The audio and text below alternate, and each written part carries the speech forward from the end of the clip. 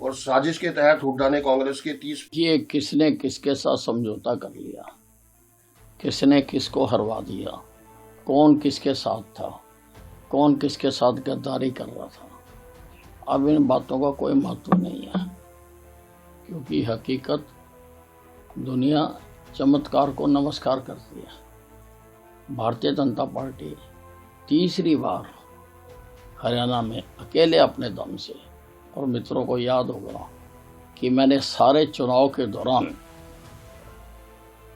Exit poll क्या कह रहे थे, सर्वे क्या कह रहे थे, उनके हट के मैंने डंके की चोट पर हर मंच पर ये कहा कि इस बार तीसरी बार भारतीय जनता पार्टी बिना किसी के सहयोग से सरकार बनाएगी, क्योंकि हमें इस बातों का आंकलन था, हमें था कि हमारी सरकार ने जो काम किए हैं जनता में उसकी कितनी पॉपुलैरिटी है।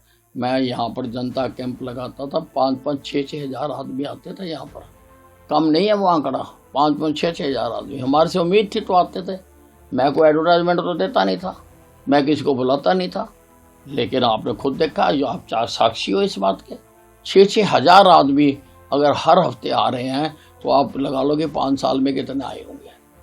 तो उससे आंकलन लगता था, और हम हर आदमी को संतुष्ट करके बेचते थे कि हरियाणा की जनता भारतीय जनता पार्टी को चाहती है।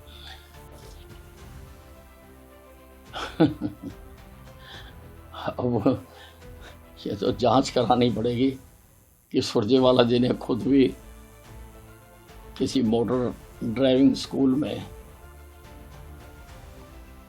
अपना एग्ज़ाम दिया है या नहीं दिया है, वहाँ से पास किया है या नहीं किया है, और ये पता लगाना पड़ेगा कि भाई इनको खुद को भी चलानी आती है या नहीं चलानी आती है।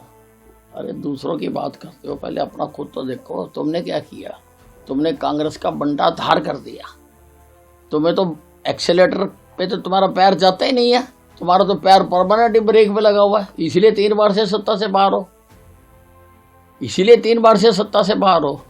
हमने पता है कि हमने कब एक्सेलेटर दबाना है, कब ब्रेक लगानी है, कब क्लच लगाने हैं, हमें मालूम है, हमारे मुख्यमंत्री जी को अच्छी तरह से मालूम है, और इसी कारण से वो अच्छे ढंग से सरकार को चला रहे हैं।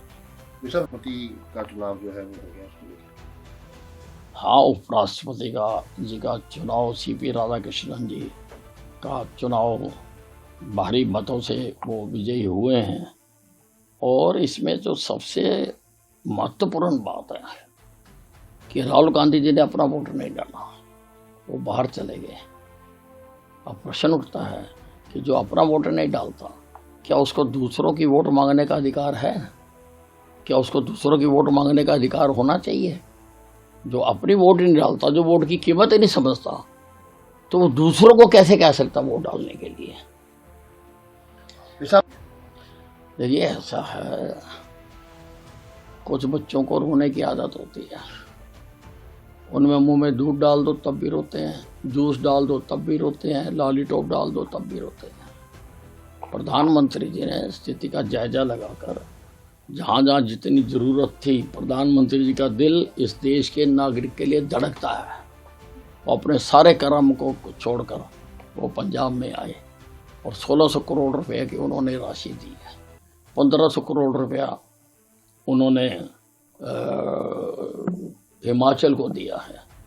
बात तो करने की है, अब करो ना 1600 करोड़ रुपए खर्च, और प्रदेशों के पास अपना भी राहत विकास कोष होता है, हर बजट में होता है, पंजाब का भी होता है, हरियाणा का भी होता है, हिमाचल का भी होता है, केंद्र का भी होता है। तो पहले आप अपना तो खर्च करो, अपना क्यों नहीं खर्च करते? इसलिए मैं इसको आपदा है, मैं इसको वाद विवाद का विषय नहीं बनाना चाहता हूँ। मैं चाहता हूँ कि जो जितना जहाँ कर सकता है उसको करना चाहिए।